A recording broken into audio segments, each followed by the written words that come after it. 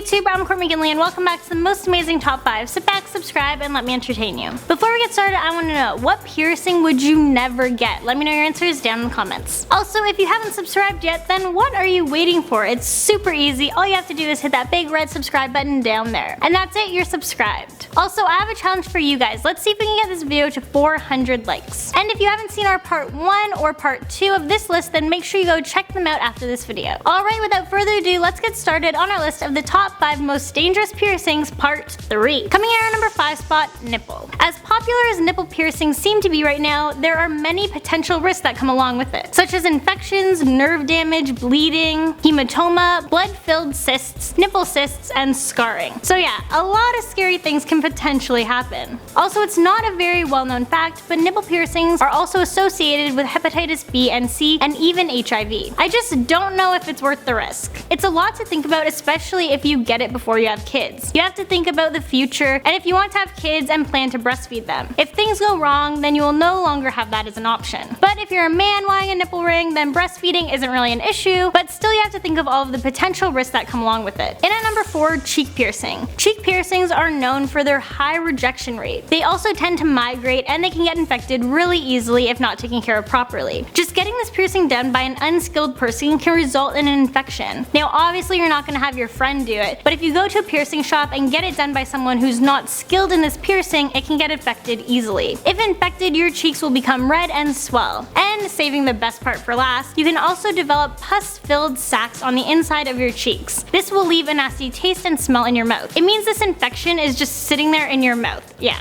not cute. At number 3, spacers. Spacers are super popular, but if not done professionally or taken care of correctly, you're going to run into a lot of problems. Each time you place a new gauge into the ear hole, you have an opportunity to get an infection. Putting in a new gauge means you're stretching the earlobe wide enough to place the new one in. You're basically continuously opening a new wound, which your body keeps trying to heal. Also, if you're not careful and use unclean gauges or instruments to insert the gauge, you could introduce bacteria. Then there's the very real and scary option of tearing. Basically, you'll have an earlobe torn into 2. This is caused by trying to go up in sizes too quickly and not allowing sufficient time for stretching in between each size. If this happens, surgery is necessary to effectively reshape the earlobe. Coming in at number 2, stretched open labret. This is quite a bold piercing to get. You would definitely need to do a lot of research before getting this procedure done. You should also consult with your dentist first to make sure your teeth and gums are in good enough health, and make sure this piercing wouldn't be dangerous for you as everyone is different. Apparently with certain people this piercing can cause gums to recede, so it all depends on your mouth. Also, since this is an open piercing, there's a higher risk when it comes to infection. It can also cause jaw bone erosion, swollen lips, tooth abrasion, and tooth drift. And in at number 1, mandible. This is known as one of the most dangerous piercings you can get. This piercing starts at the base of your tongue and passes through several layers of tissue, emerging underneath the chin. This is a painful piercing to get as it passes through a sensitive area that includes muscular tissue and runs in close proximity to a variety of veins, important nerves, and delicate cartilage. So you would need to get this done by a master piercer. A lot of piercers actually refuse to attempt this piercing altogether. Personally, I don't get the point of this piercing. I mean, no one, including yourself, will ever be able to see it unless people want to stare into your mouth, which is pretty odd. And you might want to start questioning your friendship with those people. Another downside of this piercing is that it takes a really long time to heal. Also, this piercing needs a lot of maintenance and tends to ooze a lot. Yeah, so you're just gonna have some random oozing going down your chin. No one wants that. Well, there you have it. That's a list of the top 5 most dangerous piercings, part 3. Thank you guys so much for watching, and I'll catch you in the next one.